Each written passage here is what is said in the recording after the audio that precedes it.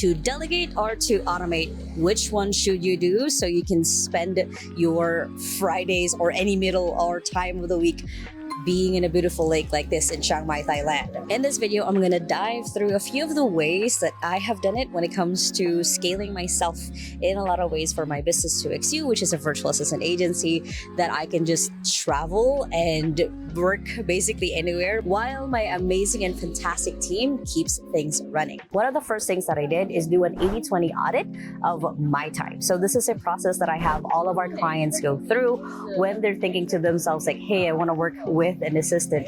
It's basically going through what we call the 80-20 assessment, and it's looking at throughout all of the rest of your day, how do we just get you to focus on the 20% that actually creates results in your business while delegating and automating the rest. So what that looks like is, let's say within your business, what are the key things that is actually needed for you to actually grow the business? Now for me, it's doing content like this and hopping on calls with potential clients. Now, yes, I'm still the one doing the potential calls with clients, mostly because that's the thing that I love to do. I enjoy talking to a lot of amazing and fantastic entrepreneurs and walking them through the process of what it would be like for them to be able to delegate and automate parts of their business. So for me, okay, that's my 20%. If that's essentially the, out of the 10 things I'm doing in a day, if I'm able to just focus on those two, it actually grows the rest of my business. So then as I figure that out, what are the things that needs to get done before and after I show up? So the before of that, so before a call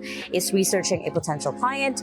It's going ahead and making sure that they're actually qualified. I get to just show up to the call and then essentially walk them through this exact same process. And then it's going to the part of then my assistant makes sure that there's a report, that there's a one-page job description for the kind of assistant that they need, and so on and so forth. Towards the onboarding, delivery, everything else is kind of automated or taken care of by someone inside of the team. So for you, what does that look like for you? Do a little bit of an audit of your day. If you can even go ahead and write down what are things that you do daily, weekly, monthly, that you are the essential part of it, that can't be delegated to anyone else, at least not yet, and start mapping out what are the things that need to get done before and after, so you can start mapping out what are the things you can easily start delegating to other people. Now, when it comes to the automation part, what are essentially the things that doesn't necessarily need to be done by a human, but can be checked by a human? Those are the things that you can easily start automating. So that's the first step, is finding out what are those tasks or basically outcomes in your business that doesn't have to be necessarily done by you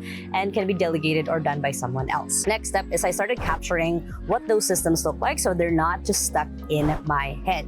And what I mean by that is then I started creating walkthroughs, standard procedures, assets, and templates with my team. So again, it's not just me who knows how to do a certain task or a certain outcome in the business. Someone else can start learning and owning them. So it doesn't have to be just me sitting in my computer for 8 to 12 hours straight. Someone else knows how the next process of the delivery part is essentially done. Within 2XU, what that looked like is we map out how certain processes affect the other, who is supposed to be responsible for what. So we built out our full org chart of, let's say we have 100 employees in 2XU. What does that look like? So we mapped out all of that so it's easier for us to actually determine who to hire, what are the key qualities of that hire, what are their important numbers, their key performance indicators. So that is the systematizing part, is we are taking everything out of my head and everyone else's head as well. So then there is kind of a playbook for 2XU of how to do certain things. So it's easier for us to be able to again hire and promote and move someone up inside of the business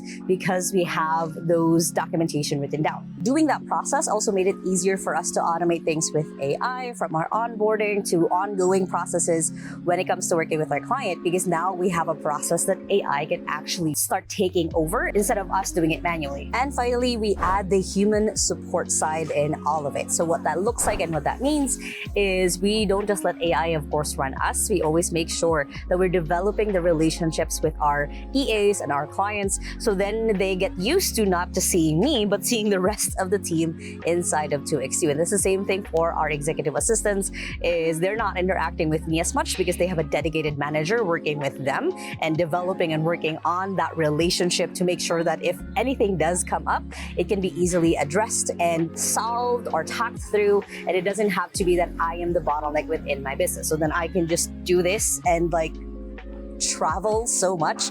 And I started essentially with that process of, again, mapping out what are things that only I get to do or that is essential for me to do, mapping out those systems, and then getting the right support team around it.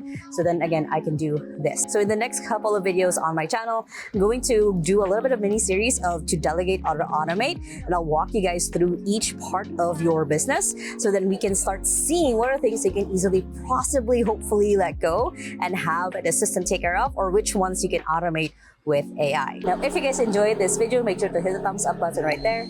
Comment below if you have any questions of what it's like to actually grow yourself and your business.